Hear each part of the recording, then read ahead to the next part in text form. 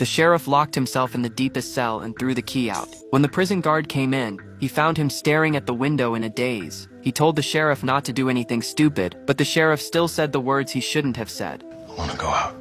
Because no one who said this could survive. At this time, the humans in the future world lived 5,000 feet underground. There is a special rule here. Anyone who says I want to go out will be forced to perform cleaning tasks on the ground. Anyone who goes to the ground will be poisoned by the toxins in the outside world. But the sheriff still said the taboo words without hesitation. It was because of the strange death of his wife Ellie 3 years ago. 3 years ago, Ellie shouted in the restaurant that the outside world is actually full of birdsong and flowers. The ruins that everyone sees on the screen are actually deliberately modified pictures. The purpose is to imprison people here and never have the idea of going out. But seeing that everyone did not react at all, she shouted the taboo words.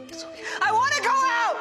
In this way, the sheriff's husband had to send her to the ground world in person. The people in the bunker watched Ellie go out through live broadcast. After Ellie walked out of the bunker, she wiped the bunker's camera with wool. Everyone was excited and thought that the outside world could finally survive. Unexpectedly, Ellie fell to the ground after taking 2 steps and could no longer move. People's hopes were once again shattered. However, only the sheriff knew that Ellie told him before she left that if the outside world could survive, she would go back and wipe the camera. So there must be another reason for Ellie's death. In order to find out the truth, the sheriff also said the taboo words. In this way, the mayor put on protective clothing for him and sent him out. He walked through the long stairs to the ground world. When the bunker door was opened, he was deeply shocked by the outside world. The ground world was really like his wife said, with birds singing and flowers blooming. There were even birds flying in the sky. He was eager to let the people in the bunker know the truth, so he desperately turned back and ran to the bunker. He wiped the dust on the camera with wool. However, the big screen in the bunker showed a completely opposite picture. What people saw was that the sheriff also went to the ruins and he walked towards his wife's body step by step.